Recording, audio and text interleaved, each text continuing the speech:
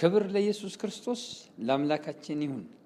እንደ ጌታ እንደ ኢየሱስ ክርስቶስ ያለ ማንም የለም። ወገኖች ሆይ ዛሬ ደግሞ ይህን ጊዜ የሰጠንን ጌታ እግዚአብሔርን እያመሰገንን ትንቢተ ዳንኤል ምዕራፍ 3 ከቁጥር 8 እስከ 12 ያለውን ክፍል ላንብብና ከዛ የዕለቱን ክፍል ደግሞ እንከፋፈላለን። ከተቻለ ሙሉውን ለማየት እንሞክራለን። እግዚአብሔር ደግሞ ይረዳናል። ክብር ለመድኃኒታችን ለኢየሱስ ክርስቶስ ለአምላካችን ይሁን፣ አሜን፣ ሃሌሉያ። ትንቢተ ዳንኤል ምዕራፍ 3 ቁጥር 8 ጀምሮ እንደዚህ ይላል።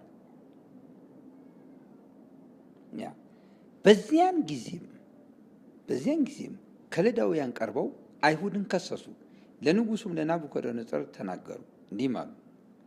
ንጉሥ ሆይ ሺህ ዓመት ንገስ።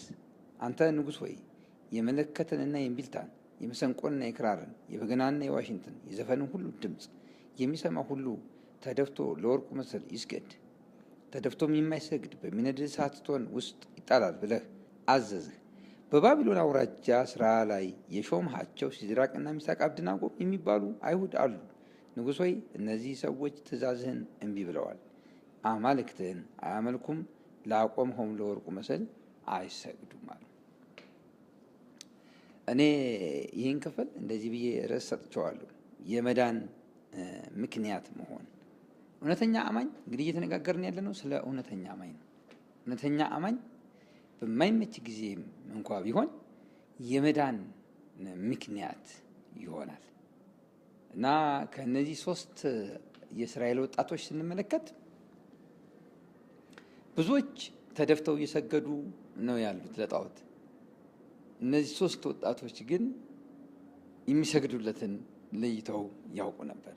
እነዚህ 3 ወጣቶች የሚሰግዱለትን የሚያመልኩትን ሕያው እግዚአብሔርን ለይተው ያውቁ ነበር። ከዚህም የተነሳ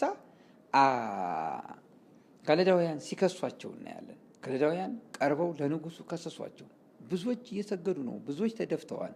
3 ሰዎች ግን አፈንግጠዋል፣ እምቢ ብለዋል፣ አንሰግድም ብለዋል። ምክንያቱ ምንድን ነው? እነሱ ደግሞ የሚገርመህ ነገር አንተ ራስህ የሾምካቸው ናቸው ይሉታል። የሚገርም ነው። አያችሁ አንዳንድ ጊዜ ምን ሊሆን እንደሚችል እና እነዚህ ሰዎች በንጉሱ በኩል የቀረበላቸው መልካም ፕሪቪሌጅ አለ፣ እድል አለ። እሱም የአውራጃ ገዢ መሆን ነው። ሌላ ደግሞ ከንጉሱ ጋር ሹመት ጋር ተያይዞ ደግሞ የመጣባቸው ሌላ ቻሌንጅ አለ። ምንድን ነው እሱ? ንጉሱ በጊዜው ይመለክ ነበር። እኔን አምልኩኝ አለ። ቀጥሎ ደግሞ ለአማልክቴ ላቆምኩት ጣዖት መስገድ አለባችሁ እያለ ነው። እዚህ እነዚህ ሰዎች ምንም ከንጉሱ የቀረበልንን እድል ስለምንጠቀም ማድረግ አለብን አላሉ።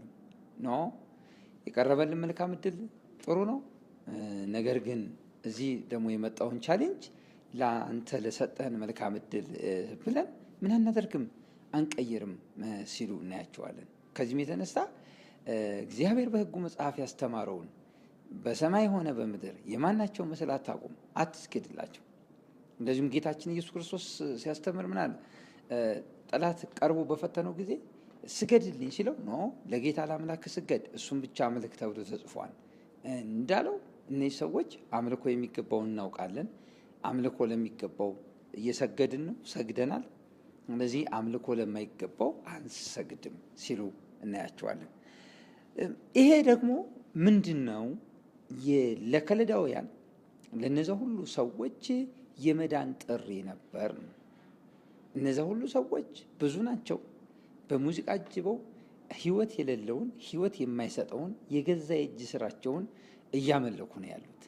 ስለዚህ እነዚህ 3 ወጣቶች አጌንስት ሆነው ሲቆሙ አናመልክም፣ ህይወት የለውም፣ አናመልክም፣ ህይወት አይሰጥም፣ አናመልክም፣ ይሄ በሰው እጅ የተሰራ ነው ሲሉ እነዛን ሁሉ ሰዎች በሌላ ቋንቋ ምን እያደረጓቸው ነው? ሪፔንት አድርጉ፣ ንስሐ ግቡ፣ ኑ ወደሚያድነው ያህዌ ኤሎሂም እያሉ እየጠሯቸው ነበር ማለት ነው። ወገኖቼ እኔና እናንተስ በምናልፍበት የተለያየ ቻሌንጅ ውስጥ ሆነን ለሌሎች ብርሃንን፣ ለሌሎች ጨውነን፣ ለሌሎች ምንድነን? እኔና እናንተ አያችሁ፣ እውነትን በምንኖርበት ጊዜ ደስ ባያሰኝም ግን ለሌሎች እናበራለን፣ ሌሎች ውስጥ ያለው አእምሯቸው ላይ ያለ ጨለማ፣ ንግግራቸው ላይ፣ ህይወታቸው ላይ ያለ ጨለማ እንዲገፈፍ ምክንያት እንሆናለን። የአምልኮ ስታይላቸው ላይ ያለው፣ የገንዘብ አጠቃቀም ላይ ያለው ጨለማቸው እንዲገፈፍ እንሆናለን እና ያላቸው ፖለቲካል እንደዚሁም ደግሞ ሪሊጂናል የሆነ ልዩ ልዩ ስለ ኤዱኬሽናል በሆነ መልኩ ያለ ውስጣቸው ያለ ጨለማ የገባ በሃይማኖት፣ በፖለቲካ፣ በዘረኝነት የገባ ውስጣቸው ያለ ጨለማ የሚገፈፈው እኔና እናንተ እውነተኛውን አምላክ እግዚአብሔርን ባመለክን ጊዜ ነው። እግዚአብሔር ይባረክ። ስለዚህም የመዳን ጥሪ ማለት ምን ማለት ነው ካልን አማኞች በኑሯቸው ለሌሎች የመዳን ምክንያት እንደሚሆኑ ማሳየት ነው።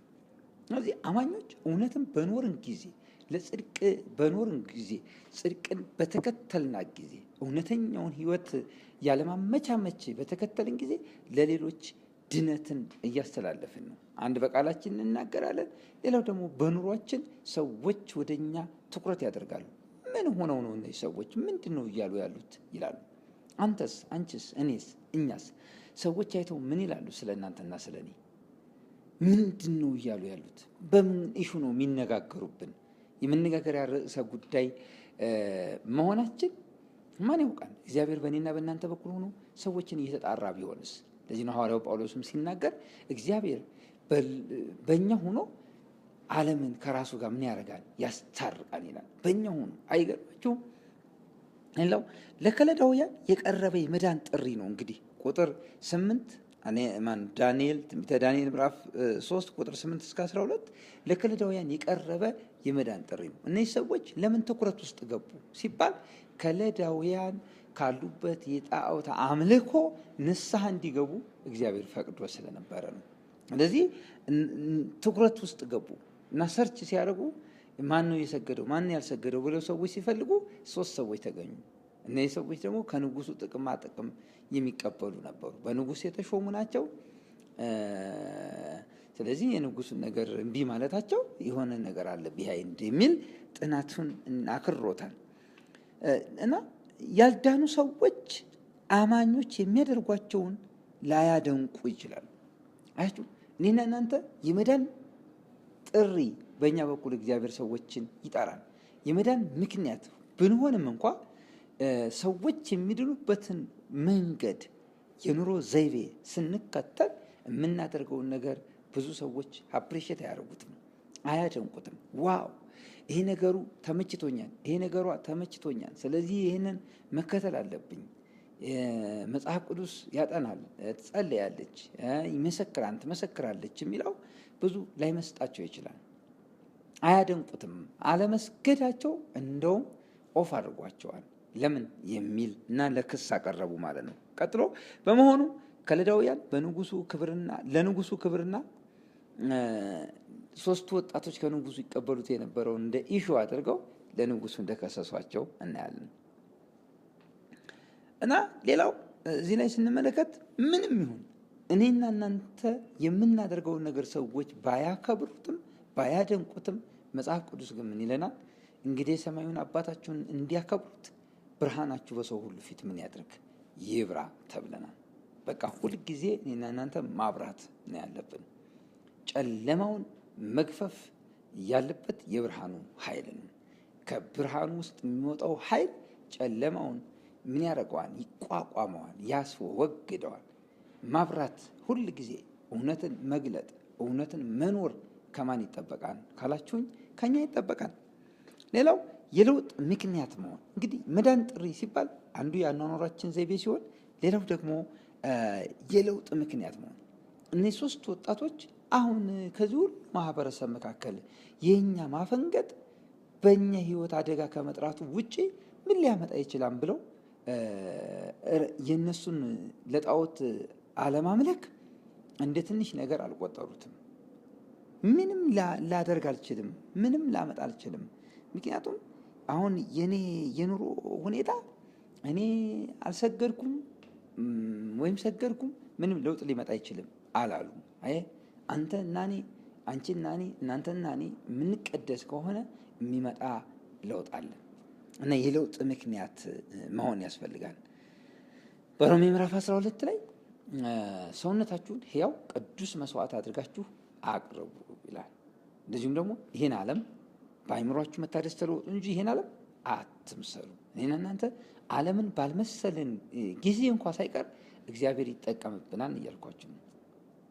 አያችሁ፣ የለውጥ ምክንያት ለመሆን የመጀመሪያው ሰውነታችንን ሙሉ በሙሉ ለእግዚአብሔር ማስገዛት ሰረንደር ማድረግ አለብን ነው። ሌላው ደግሞ የለውጥ ምክንያት ለመሆን ምን ማድረግ አለብን ብንል ይሄ ክፍል የሚያሳየን ሮሜ ምዕራፍ 12 የሚያሳየን ይህን ዓለም አትምሰሉ ነው። ዋው! ዓለምን አትምሰሉ የሚለው ነው። እንደዚሁም ደግሞ ሆኖም ተመልከቱ፣ 3 ወጣቶች እግዚአብሔር እንደሚያወጣቸው እርግጠኛ አልነበሩ። ከእሳት ለመውጣት እሳት ውስጥ ብንጣልም እግዚአብሔር ያወጣናል በሚል እርግጠኝነት አይደለም። የገባን እውነት ስለሆነ ከእሳቱ የማውጣት ብቃት እንዳለው እናውቃለን፣ እናምናለን። ብንወጣም ባንወጣም ግን ሕይወት ለሌለው አካል ሕይወት ለሌለው ቁስ አንሰግድም ነው። ምክንያቱም ሕያው አምላክ ነው የምናመልከው የሚል ነበር። አያችሁ፣ እኔ የማደርገው ነገር ለውጥ አያመጣም ብለን ዝም ብለን ችላ ማለት አያስፈልግም፣ የለውጥ ምክንያት መሆን ከፈለግን።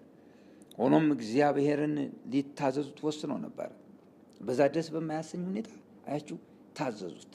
እውነተኛ አማኝ በማይመች ጊዜም እንኳ ቢሆን እግዚአብሔርን ከመታዘዝ ወደ ኋላ አይልም።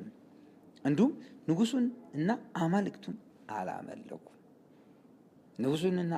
አላመለኩ። ምክንያቱም በኢሳይያስ 41 ቁጥር 10 ላይ እኔ ካንተ ጋር ነኝ የሚለውን ተስፋ ቃል ይዘው ነበር።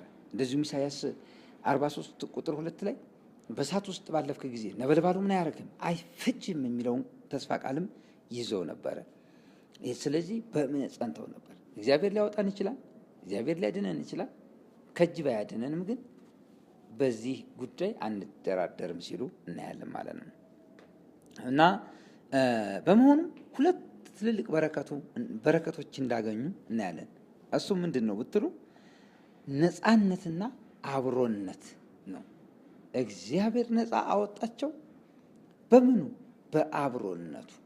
እነዚህም እንግዲህ እግዚአብሔር አምላክን የምናስቀድመው ከሆነ ነፃነታችን ሁል ጊዜ ይጠበቃል። የእግዚአብሔርም አብሮት ከኛ ጋር ይሆናል።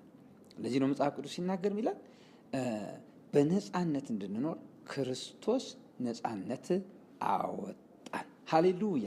ክብር ለኢየሱስ ክርስቶስ ይሁን። ለዚህ ንጉሱ እሳት ውስጥ ቢጥላቸውም እንኳ 4 ሆኖ አያቸው። እሳቱ የታሰሩበትን ብቻ ቆርጦ ሰውነታቸው ላይ፣ ልብሳቸው ላይ፣ ፀጉራቸው ላይ ምንም አይነት ጉዳት አላመጣም ነበር።